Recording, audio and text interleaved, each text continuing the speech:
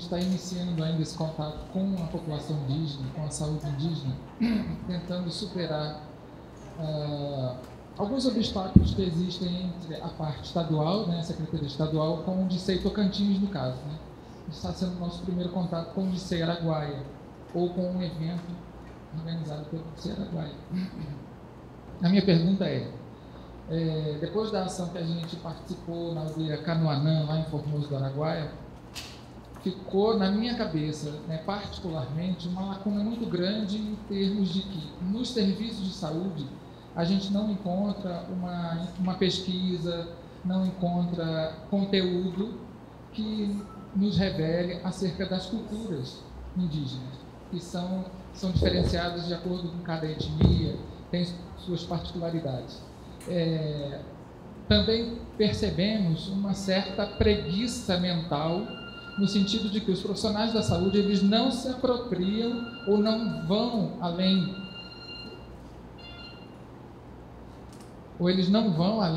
daquilo que é o modelo do manual, do protocolo, estruturado de forma no pacote. Então, assim, e quem vai trabalhar com indígena, foi uma percepção inicial. Não abre esse diálogo com a antropologia. Então, eu queria saber assim, como que isso poderia se dar, né, dentro desse nosso trabalho, se isso pode ser uma questão a ser considerada do diálogo da antropologia com a saúde. Faz umas 3 perguntas e o senhor responde? Pode ser, professor?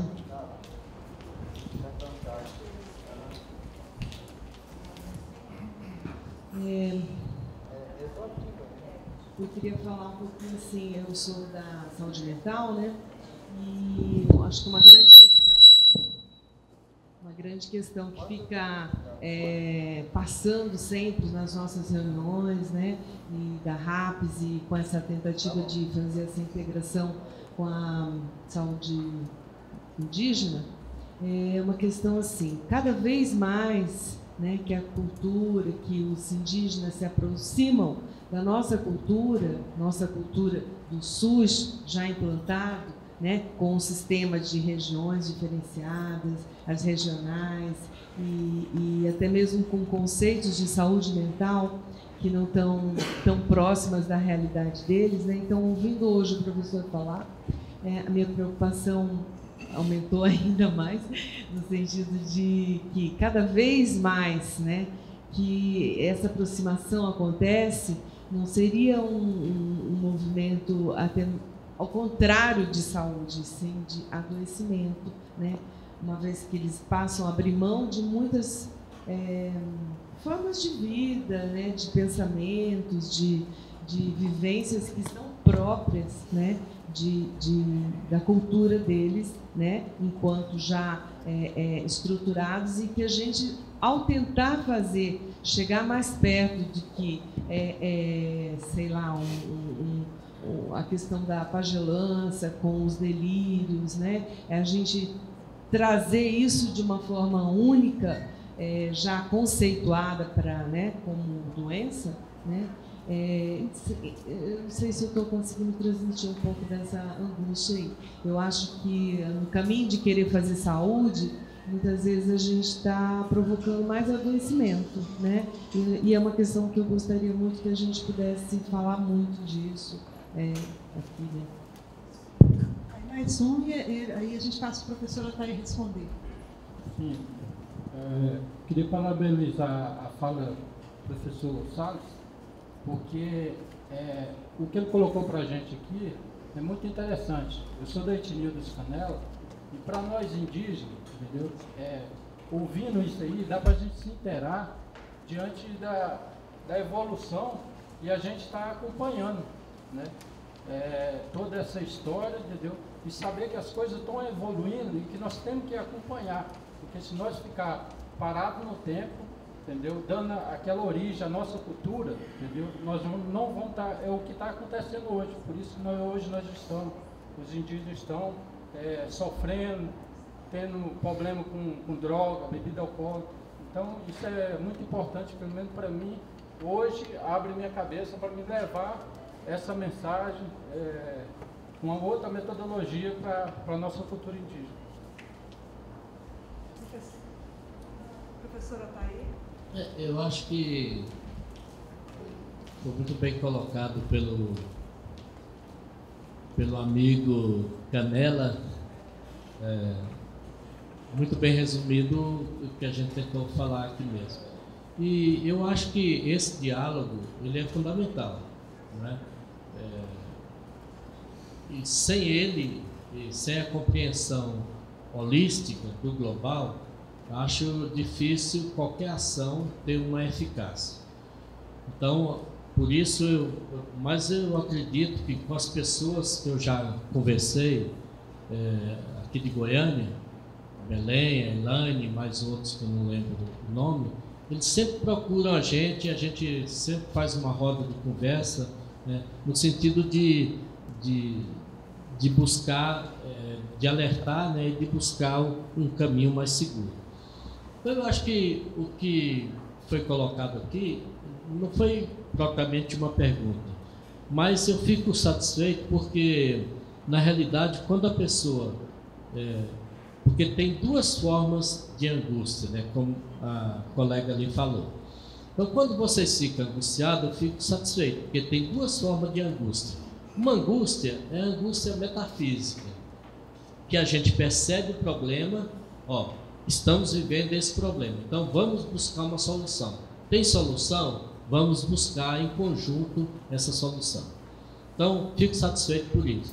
E a outra forma de angústia é a angústia neurótica.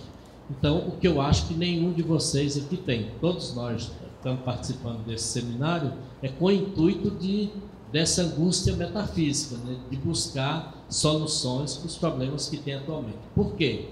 Continuar da forma que está, não adianta. Um de nós vai entrar em extinção. A questão da datação que eu coloquei inicialmente, né? Agora, abandonar também os avanços que a civilização ocidental teve é impossível. Desconsiderar os milhares de conhecimentos acumulados que os povos indígenas têm também é impossível. Então tem que haver um diálogo. E como Paulo Freire dizia, também eu vi aqui que vocês falam muito em Paulo Freire aqui. Então, o que é diálogo na concepção de Paulo Freire? É a relação horizontal entre duas pessoas ou entre dois povos. Então, através dessa relação horizontal, né, de um não querer dominar o outro, é que surge a síntese, né? Então, essa relação dialógica, mediatizada pelo mundo de cada um, vai dar a síntese. A síntese é o que nós estamos buscando, quer dizer, uma solução saudável, salutar, tanto para os povos indígenas, como uma satisfação de que nós não estamos fazendo o mal para essas populações, né? Eu participei de vários contatos, primeiro contato com grupos indígenas. Eu não sei se hoje eu faria a mesma coisa, né? Mas muitos dos contatos que eu fiz, Suruí, por exemplo, Cinta Larga, mesmo no Uauau, que foi mais recentemente, muitos deles, em muitas coisas eu arrependo. Eu teria que refazer todo o meu pensamento para entrar novamente nesse tipo de ação. Então, eu acho que um seminário como esse, né, Elaine, se propõe a isso, a busca dessas soluções, para que nós não fiquemos angustiados neuroticamente. Eu sou Poliana de Araguaia, sou enfermeira. Primeiramente, eu gostaria de parabenizar o professor Altair, muito boa a explanação dele, né? Agradecer a Elaine mais uma vez. E assim, se a gente for pegar todo o contexto da história indígena, né, os primeiros cuidados que aconteceu com a FUNAI, né, por volta de 1910, a gente vai ver que antigamente a gente fazia equipes volantes, né? Ia para a aldeia só para fazer o cuidado da cura, né? Não tinha trabalho de prevenção, não tinha um trabalho de ver a parte antropológica, né? Aí com o tempo a gente vai já trabalhando, inserida a equipe na aldeia, né? E hoje com a CESAI a gente está fazendo essa busca, né? Eu estou há 5 anos e meio na saúde indígena.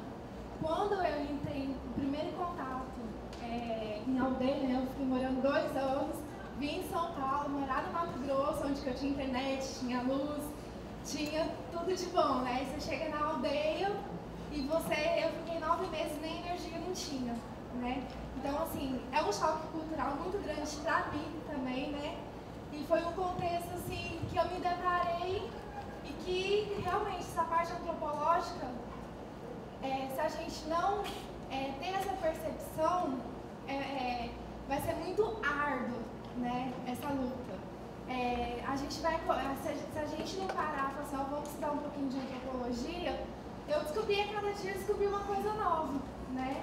Foi fazendo parte de um contexto assim que às vezes poderia me ter facilitado, né? Que isso acaba acontecendo com outros profissionais que acabam sendo inseridos no meio.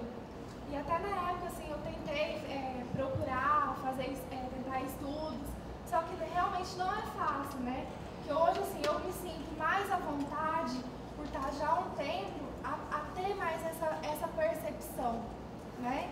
E agora, depois que a gente teve, assim, de um tempo para cá, quando a gente conheceu a Elaine, o pessoal daqui de Goiás, a gente está pensando mais nessa pontualidade, né? Com o pessoal da CESAI também, da saúde mental, quando a gente vai fazer a inserção de algum curso, alguma capacitação, né?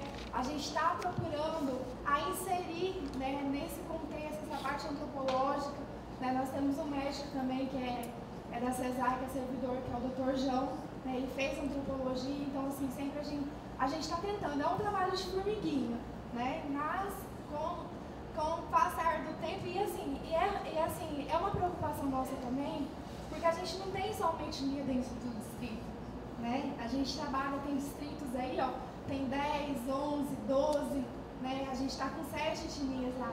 Então, cada contexto é um pouquinho diferente, né? Então, tem profissionais que trabalham com uma etnia só, mas tem profissionais que trabalham com 2, 3, 4, né? Então, isso aí a gente tem que ir de acordo com o contexto mesmo que a gente vai estar trabalhando. Acho que alguém mais?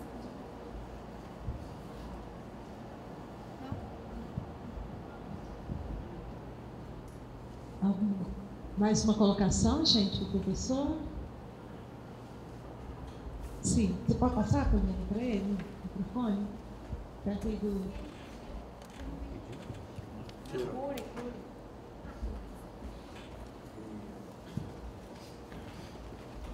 Professor, eu achei interessante o apanhado desde o início da explicação das células eucariontes e procariontes. Ficou bem explanado. E bem detalhado também no ponto, focalizando mais a parte científica, né? Eu gostaria de saber, em sua fala, que o senhor comenta a respeito da raça, né? E hoje se tem uma concepção, né, no entendimento de vários segmentos, que a raça seria o conjunto de todos os seres humanos, não havendo essa distinção, né, de espécie, ou seja, a raça como gênero que suportasse a espécie humana. Mas isso já está mais no conceito de preconceito, né? Eu gostaria de saber se na ciência ainda há essa denominação de raça, no sentido de catalogar, né, como o senhor colocou os negroides, né, os pigmeus e os mongoloides, de mongol, né, que é um termo até meio, que soa meio pejorativo. Bom, a pergunta é essa, né? Outra questão é como que o senhor vê, por exemplo, a ação do Estado, Brasil, na perspectiva de melhora para o atendimento para as populações indígenas. Uma vez que um fato que ocorreu e vem ocorrendo é o suicídio na área dos Carajá, que envolve todo um problema social e, ao mesmo tempo, envolve também um mundo cosmológico, que envolve a cultura, né? O tempo que foi citado pelo senhor, e que os profissionais, às vezes, que deslocam para lá, a ciência deles são específicas em suas áreas, e que muitas vezes foge da ciência técnica que foi estudada nas universidades. E o governo, de nenhuma forma, tem condições de elaborar um fundo para que a própria comunidade, relatando os problemas, né, em loco, possa efetivar através de ações segundo o interesse e o entendimento daquele povo. Porque os profissionais que foram capacitados nas universidades têm um parecer técnico, mas se deparam com situações completamente que fogem da realidade factual, entende? Então, assim, eu não vejo uma política hoje e nem discussão a respeito desse mundo mítico, e provavelmente, talvez seria até um tema para que o Estado pudesse reconhecer e colocasse fundo à disposição, porque é um tema novo e complexo. Eu gostaria de ver o ponto de vista do senhor nesse sentido. Obrigado pelas colocações. Com relação ao primeiro ponto, existe muitos pseudos-cientistas ou pseudos-pesquisadores no Brasil, porque nós só temos 3 grandes escolas de antropologia no mundo. Aliás, hoje só 2, né?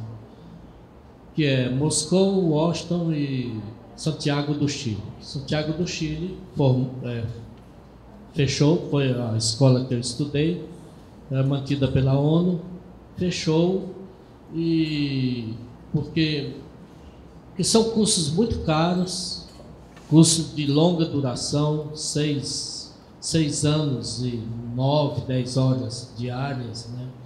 Inclusive sábado e domingo, em que você aprende basicamente, a partir da história natural, você aprende uma série de outros elementos que permite você estar preparado para lidar em situações adversas com diversas populações, não só populações nativas da América, mas, por exemplo, você vai estudar os talibãs do Afeganistão, por exemplo.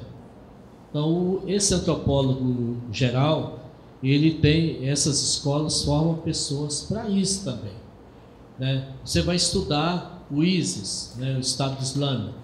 Você tem que estar preparado para... Então, por isso que os antropólogos generalistas, eles são especialistas em disfarce, em uma série de coisas, né, para penetrar no meio dessas comunidades e ser um deles, né? É claro que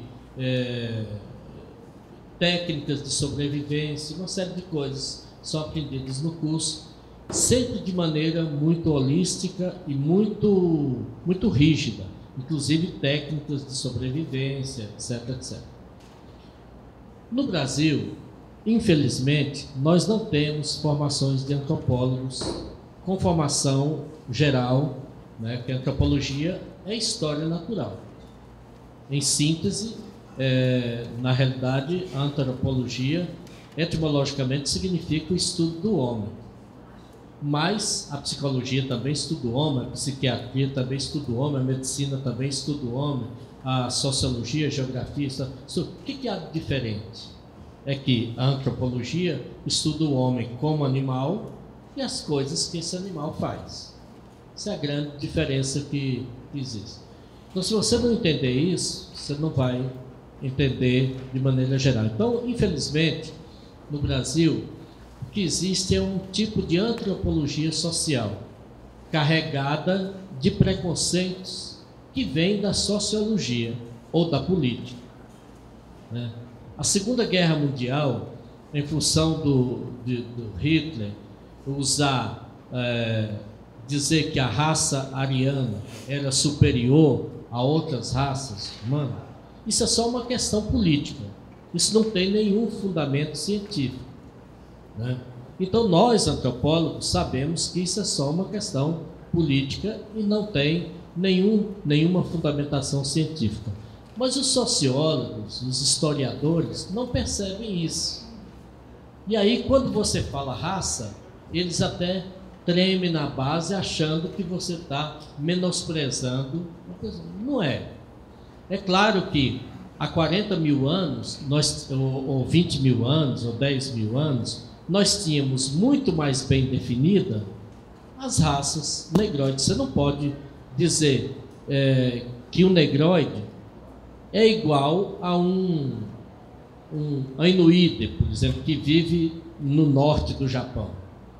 Pode dizer que biologicamente são iguais. Não são. Inclusive, cada comunidade desenvolve doenças típicas de cada comunidade. Uns são mais resistentes a determinada coisa, outros não, etc, etc. Por exemplo, em campanhas da ONU, que a gente trabalhou, da Unesco, né, combatendo a fome na Etiópia, se aconselhava a levar leite em pó para combater a fome daquelas crianças. E quanto mais leite você dava, mais diarreia você provocava naquelas crianças. Por quê? A raça negroide não tem resistência à lactose, né, ou à lactase. Não criou como nós, como a raça caucásica, que foi criando porque acostumou há muitos anos, vem tomando leite do gado. Então, e vários outros tipos de doenças que são comuns a determinados grupos humanos que têm determinada resistência a uma, mais resistência a umas e outro menos resistência a outras doenças. É uma questão de adaptação. Então, quando a ciência fala raça, nós estamos simplesmente nos referindo a uma divisão da espécie. Por exemplo, você tem o piqui. Piqui é classificado como cariocá, gênero cariocá, brasiliense. Cariocá brasiliense é a espécie de piqui. Mas você tem o cariocá brasiliense, que é o piqui que você encontra aqui nos arredores de Goiânia. E você tem o cariocá brasiliense glabro, que é o piqui que você encontra na Ilha do Bananal, no Tocantins, na Bahia, outro tipo de piqui. As árvores são maiores, as folhas menores. Não significa que o daqui seja mais gostoso que o de lá. É a mesma coisa que se refere à questão de raça. Não significa que, por eu ser da raça mongoloide, o termo oide é usado pela antropologia como terminação de raça, assim como DAE é usado para designar família, NAE, subfamília. Então, oide é para designar raça. Então, isso não significa que uma raça seja superior à outra, não. Todos somos iguais, todos somos seres humanos, Homo sapiens sapiens. Agora, é claro que dentro dos seres humanos, Homo sapiens sapiens, nós temos seres infradotados e seres superdotados, né? Mas de maneira normal, se você criar condições de desenvolvimento para todos eles, todos os seres normais, todas as raças têm as mesmas condições de desenvolverem, né? E não precisam passar por etapas também de ser. Eu tenho que ser coletor, eu tenho que ser caçador, eu tenho que ser agricultor para depois crescer. Isso, não. Você pode também queimar etapas, como todos os seres humanos também, sapiens sapiens, têm condições de queimar etapas. Então, todos somos iguais. Agora, é claro que com a globalização, o que está havendo? A diferenciação entre uma raça e outra, porque uma raça é definida a partir de uma série de medidas antropométricas, biométricas. Por que sua impressão digital não é igual à minha? Então, isso é uma técnica desenvolvida pela antropologia, a biometria.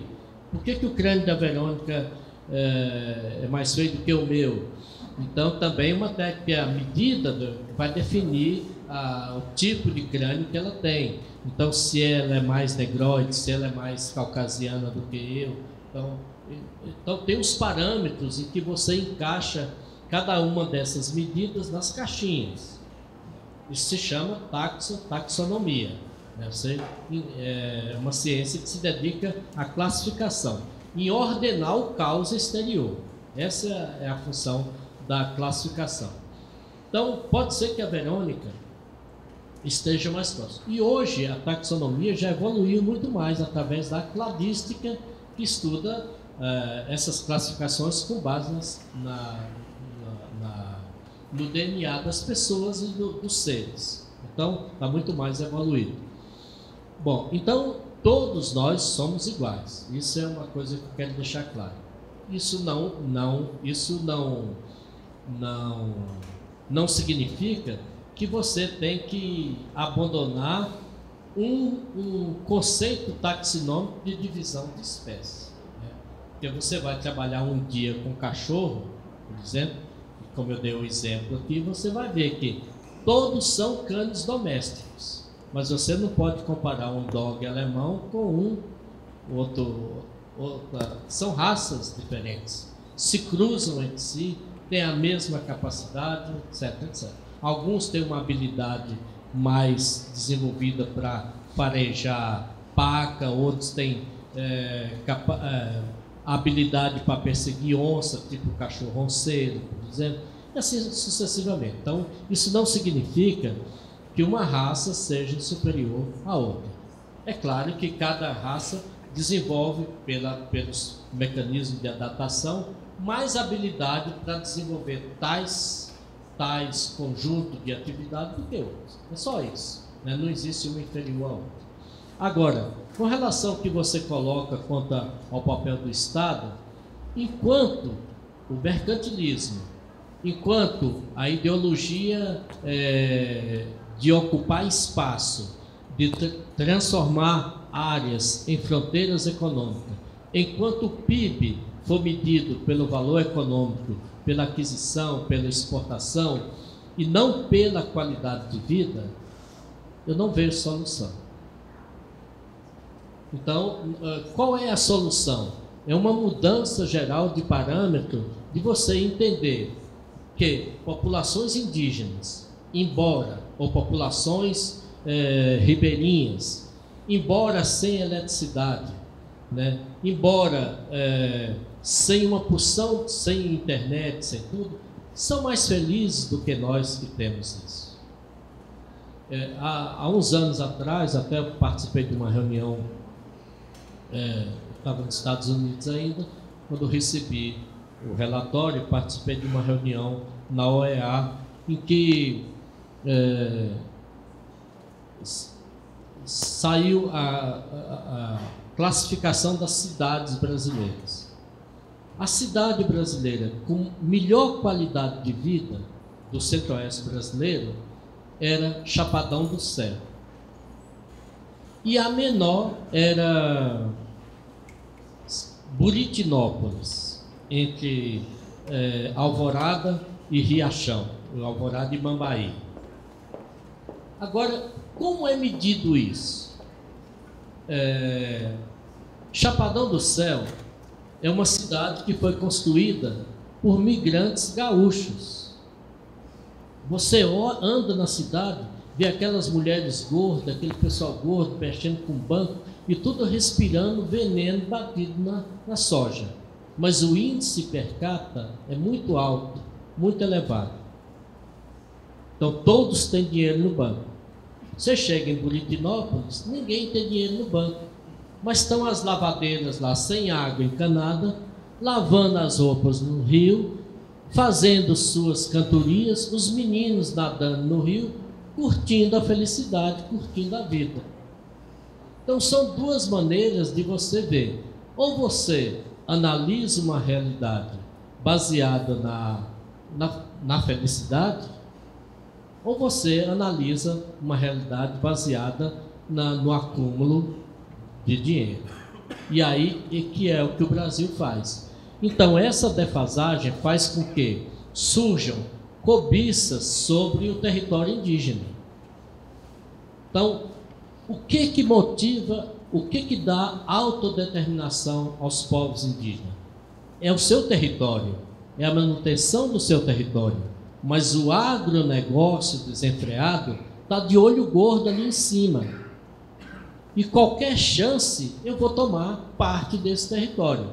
Ou vou achar uma maneira de começar a entrar de maneira disfarçada até eu ocupar totalmente esse território. Então, isso é uma forma. Enquanto essa ideologia persistir, é muito difícil. Agora, nós temos armas, inteligência e conhecimento para fazer com que essa situação não perdure. Baste que, e aqui eu vou voltar novamente a usar Paulo Freire, que está escrito aqui, basta que nós tenhamos consciência do problema. Não basta que nós tenhamos só conhecimento do problema. A gente tem que ter consciência do problema. Porque é na consciência que reside a liberdade. E um homem livre, ele é capaz de fazer muita coisa. Então, você só vai fazer as coisas que está no seu ideário, que você acha correto, se você for livre. Para isso, você tem que adotar atitudes radicais, ou seja, cortar o mal pela raiz, revolucionárias, não se contentar com reforminhas paliativas, mas sua atitude tem que ser revolucionária, e conspiradora. Você tem que fazer isso não sozinho, mas coletivamente, aspirando com. Isso é conspirar. Aspirar com é conspirar. Então, você vai achar, na medida em que se reúne um grupo como esse e começa a raciocinar de forma conjunta, nós estamos aspirando com. Quer dizer, nós somos conspiradores. Aí sim a gente vai achar o caminho.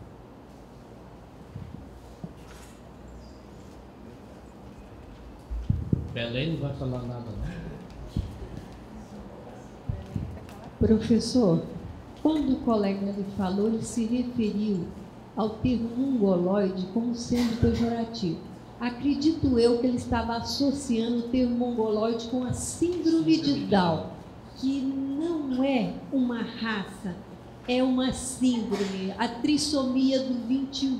E esse foi um termo, acredito eu, você pode explicar melhor, que foi usado inadequadamente para designar o portador da síndrome de Down, que também tem a prega no olho, e foi usado inadequado para a síndrome de Down e não para a raça mongol. E quando ele coloca que não se usa raça, porque hoje nos movimentos sociais, nos movimentos políticos, pela igualdade de etnia, se falarmos raça, eles nos rechaçam, porque nos movimentos políticos se lutam por igualdade de etnias.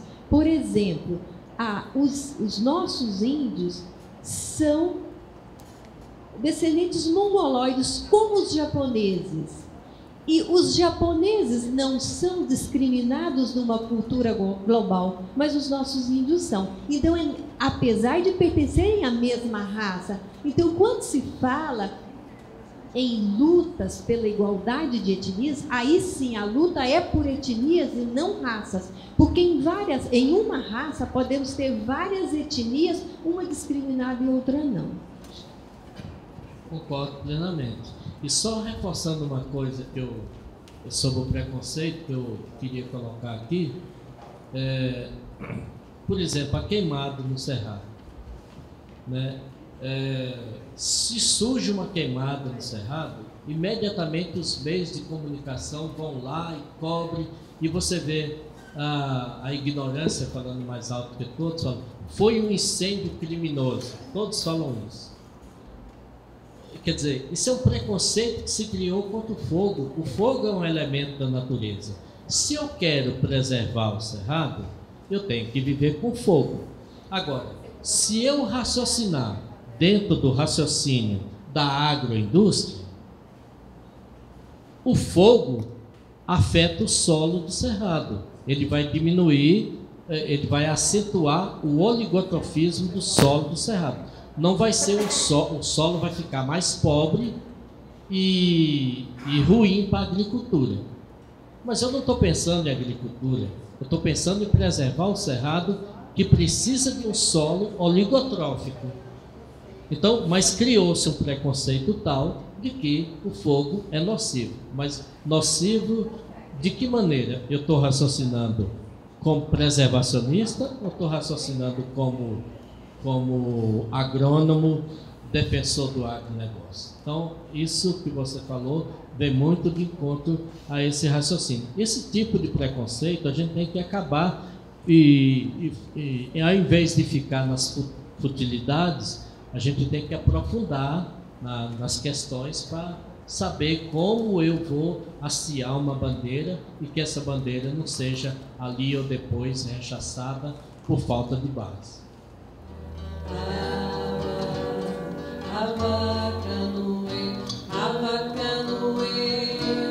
Prefere as águas, prefere o rio,